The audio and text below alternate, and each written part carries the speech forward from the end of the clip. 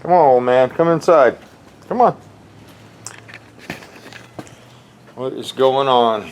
So we just got back from the doctors. Went pretty good. We found the issue. It's always good when they find an issue. But I've been getting those epidural blocks for like 12 years now. And I can't really get too many more of them. You reach a limit, I guess. And they found a fracture in my lower back. And the bones are shifting back and forth. So they're going to schedule a surgery and go in there and put a disc in and a rod and some screws. And I was trying to wait till after the party, but I might have to get it done before the party, which is within the next 3 weeks. My doctor, unfortunately, is moving back to Canada. He just moved down here not too long ago. I don't know how long he's been here, but it hadn't been too long. But Dr. Dollywall, I found him with my neck. You know, I had a neck surgery about 4 years ago, and I was in misery for 4 years. And went to the University of Florida and Shands, and they couldn't help me. And somehow he had my file, and I got called to go to the doctors in Orlando here, and that's where he's at. He's in Orlando, the University of Florida group. And he looked everything over and thought that he could give me a little relief, and he did that surgery, and I owe him a lot of thanks because he did a lot of good on my neck. So he's moving back to Canada, so I have to sort of accelerate getting the surgery done. I really want him to do it, so I might be a little jacked up for the party, but I'll be on the mend finally. So it's a fix instead of just a Band-Aid, you know, like they've been doing for so long. So hopefully I'll get the same results that I got with my neck, and I can get back to work and get back with my life. And it's looking pretty good, though. He found it right away. He knew exactly, you know, where it would be after we talked for a while. And he showed me in the MRI where the bone's fractured, and it's taking the nerve out. That's what's happened. And I've tried to get stronger and stronger. I've been working out and a little behind the scenes, you know. I don't really talk about it a whole lot. I've lost a little over 100 pounds now. And I can only get so strong with this injury. You know, it won't let my lower body heal. So the upper half's getting much better. I'm getting strength back in my arms that I didn't have. And things are looking good. So if I can get this one last surgery and it'll take care of the issues that we have, I need to do it, and as soon as I can. So the party's still on. Might be a little jacked up. I'll be hopping around like the old cat probably. He's doing good. You guys haven't seen him in a while. He's starting to grow some hair back. Watch out, Chet. Got all the hair on his head, and he's a little bald in here still, but that's from where he was all swollen. But he's doing good. So the other day I did the video on HPR and, you know, how the garage gang got started. And I left a lot of people out. I was just referring to some people that started the garage gang in the beginning, the very beginning. When nobody used to watch my videos. There was only a handful of people that watched them. And, you know, now there's a lot of people in the garage gang, and I don't think I can remember all 250 of you. But I didn't mean to leave anybody out the other day. It wasn't intended that way. Everybody's important in the garage gang. And, you know, the sticker thing is how we used to keep track of each other. And, you know, I see a lot of these guys when I go on vacation. And my wife talks to a lot of these different people on Facebook. So I am in touch with a lot of people, even though it might not be through a video or what have you. But we do stay pretty connected. with most of the people. I have lost touch with a few people, but saw Yahooban the other day did a video, and I saw Jerry. You know, talked to him on the Mumble thing.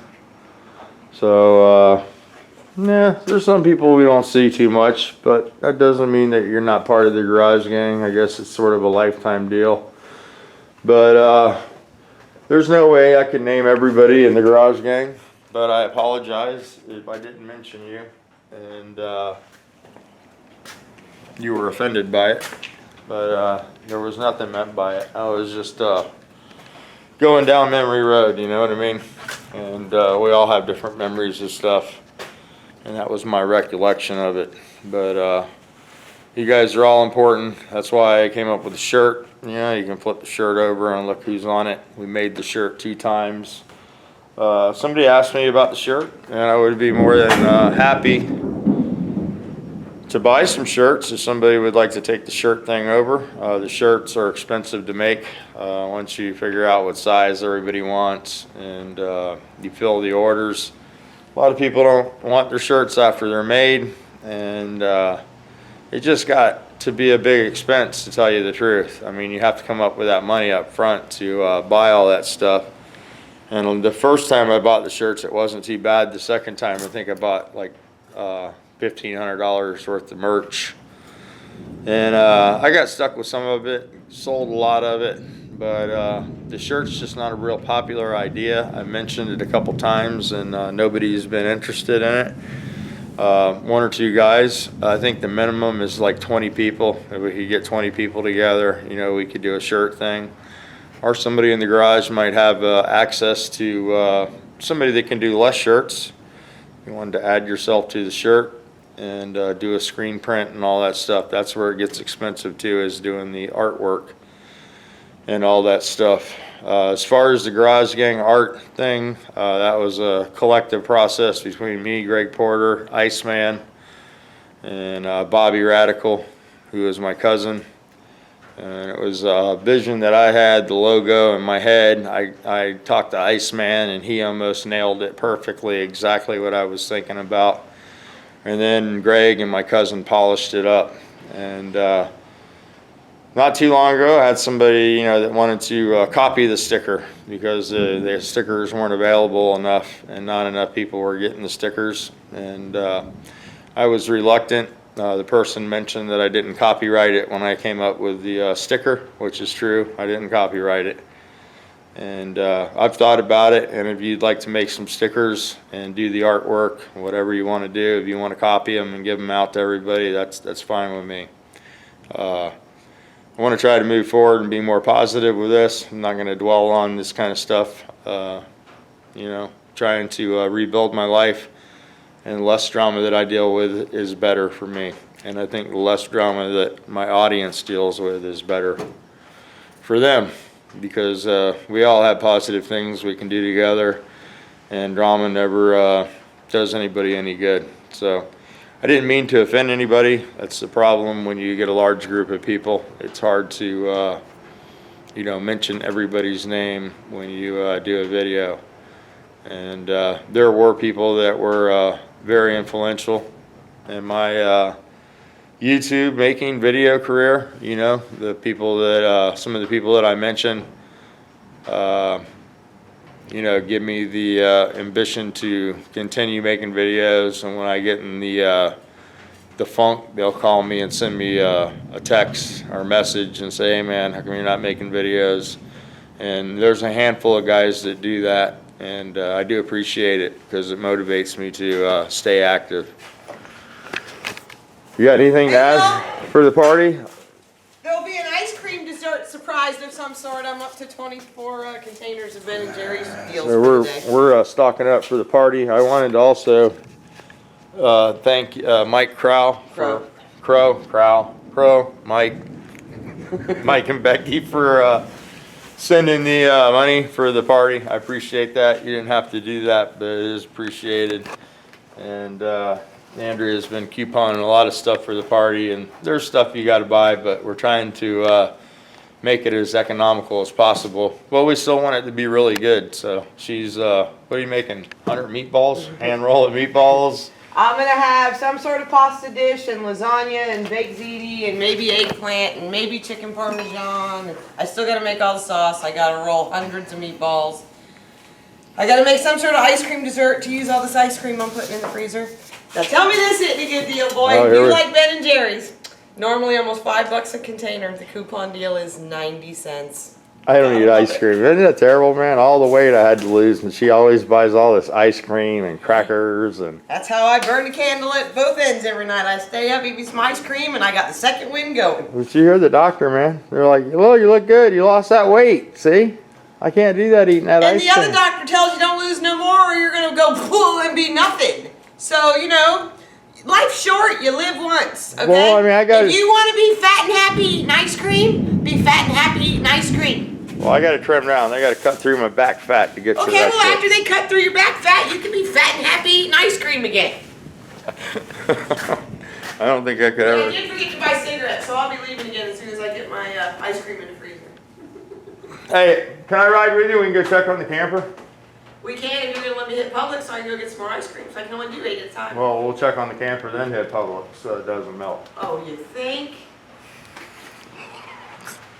How about I just go get my cigarettes so I can have one before I get you in the car? Then I'm not going to be able to smoke. Whatever. And I need some rain guards for my car. Rain guards. Yeah, like my truck had, so when I want to crack the window open and it's raining, I don't soak. Okay, well, they sell those right down at the parts store. Just go get you Just some. let me know next trip to the parts store, get you buy some rain guards. Alrighty. 2009 Flex. Alright. I'm on that. Alright, it's going to start pouring, so I'm going to go ahead and cut this short. Have to get out here and finish messing with this. I never did get it on jack stands. There's a race this weekend, and I don't know if Noel is going to have a car ready or not, but we might go up there just for the race. Anyway, we're in the rain today, as you can hear. So I'm going to go ahead and shut this off. That's what's going on. That's what's happening. Working on the boat. I got a little diamond plate. I got a fire extinguisher. And thanks to Velvet Hammer there, I put the solenoids on the trim motor, and that works again, up and down. Those were a little pricey. There's 2 of them. But she's working. I'm going to go ahead and shut this off, because it'll get noisy in here, man. There you go. That's what we call Florida sunshine, liquid style.